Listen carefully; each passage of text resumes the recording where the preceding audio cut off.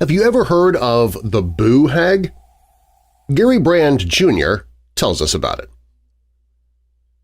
Jerome was lying on his bed, covered in a thin sweat.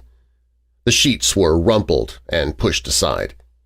His window was open and inviting, letting in a cool summer breeze. Outside, the night sky was lit with stars, and crickets could be heard. The low country of South Carolina was quiet and peaceful, with the ocean waves lapping against the shore of Sullivan's Island. As he slumbered, the pale moonlight seeped through his bedroom window and cast a strange shadow on the floor. The silhouette crept closer until it was hovering above him ominously. He stirred in his sleep but remained unaware of the threat looming over him. The creature's body was a grotesquely distorted image of humanity, lacking skin to cover its bright red muscles and prominent blue veins. Its eyes were wide and yellow, glowing like cat's eyes. Its hair was long and wispy, blowing in an eerie breeze that seemed to originate from some other realm. The creature crept slowly along Jerome's creaky mattress, placing knees on either side of his chest. Its skinless fingers quivered as it leaned in closer until their faces almost touched. With a sickening, lipless smile, it began riding him, inhaling deeply to suck the air from Jerome's lungs as he lay sleeping. The sleeper tried to sputter outcries of protest, but something invisible weighed down on him, paralyzing him. His limbs went rigid, and his breaths felt shallow and weak, like an unseen force slowly drawing out his life. His body withered beneath his skin from each breath the spirit took. As the first rays of the morning sun peeked through the window, the creature shifted in the bed, stretching its limbs as it opened its eyes. It stole Jerome's skin from beneath the sheets and stepped into the early morning light outside his home, wearing the covering of its victim. It blended in with the other humans hurrying to start their days. Moving with purpose, it passed by unnoticed, its ultimate destination unknown.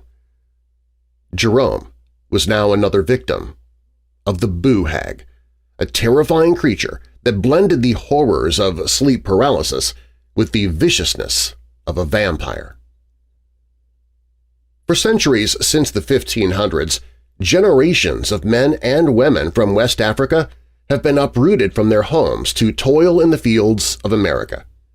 In the hot sun, they worked tirelessly, planting indigo in South Carolina, which was used to manufacture a rich blue dye. The enslaved Africans faced grueling labor and the oppressive humidity of the low country. They formed cultural bonds to cope, creating an Afro-Caribbean Creole culture with a distinct language and traditions, and called themselves the Gullah. In their culture, people are believed to have two components, a spirit and a soul. Upon an individual's death, the soul passes on to heaven or hell, depending on how they lived life while on Earth. The spirit, however, remains behind in the physical world as a form of spiritual guidance for future generations. In Gullah folklore, a Boo Hag was believed to result from a malevolent spirit that persisted into death. These creatures of the night brought with them witchcraft and insidious magic that wreaked havoc upon unsuspecting victims. Due to their malicious nature in life, it was feared that these entities remained supernatural beings, bringing terror to those around them after passing. Legends state they survived by siphoning off life force from their victims and feeding on it while subjecting them to intense nightmares. This dreadful behavior generated a saying among the Gullah community, "Don't let the Boo Hag ride ya." Folklore suggests that if a person is fortunate, they may awaken from their slumber feeling extremely fatigued yet unharmed. An indicator of an encounter with this spirit is someone asleep for hours yet feels as if they have not rested. Boo Hags are said to be deterred from riding a person at night by having an object such as a broom, hairbrush, or colander near an individual's bedroom door. These objects have been said to make the evil spirit pause and count the bristles in a broom, the strands in a hairbrush or holes in a colander. The objective is for the hag to be preoccupied until sunrise. Without her protective skin suit, the Boo Hag will succumb and perish when exposed to the morning light. Throwing a handful of salt over the Boo Hag is also an effective way to kill it. Salt will prevent the spirit from re-entering its skin and cause it to perish before the sun rises. While this method can be tricky, it will put an end to the creature. The best way to avoid potential encounters with the creature is through a hue called paint blue. The robin's egg blue color closely mimics that of the sea and sky in South Carolina's low-country coastal region. It is believed to repel malevolent spirits and ghosts based on Gullah folklore. For generations, the low-country people have used paint of this color on their windowsills, shutters, doorways, and verandas' ceilings. The reasoning is that spirits think they have stumbled into a body of water and are trapped. In reality, they've stepped out into the open sky and will be swept away by the wind or destroyed by sunlight. This low-cost solution has effectively kept away those seeking to inflict harm. Not only that, but it's also believed to create an illusion that small spaces seem more prominent, a significant advantage in rural houses of days gone by. Should you come to this area, it would be normal to find homes adorned with the color meant to keep evil away while allowing the benevolent forces to stay and guide the youth. Bottle trees, made by placing blue glass bottles on the ends of sticks or branches, have been used to deter evil spirits.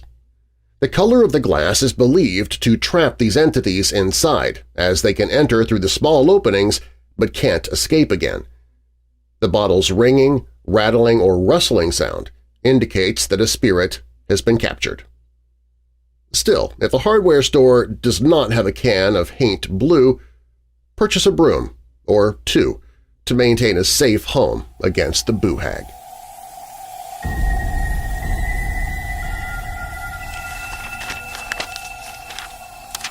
Want more paranormality?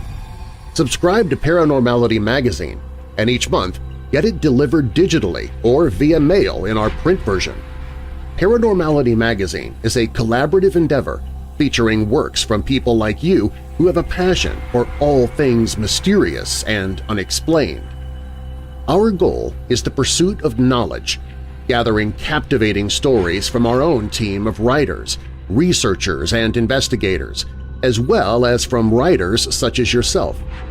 Each monthly issue also includes a list of paranormal, horror, UFO, and cryptozoology events around the country, incredible paranormal-themed artwork, articles and writing sent in from our readers, suggested books and podcasts to consume, and more. Visit ParanormalityMag.com and subscribe today for as little as $3.99 a month. That's ParanormalityMag.com. ParanormalityMag.com.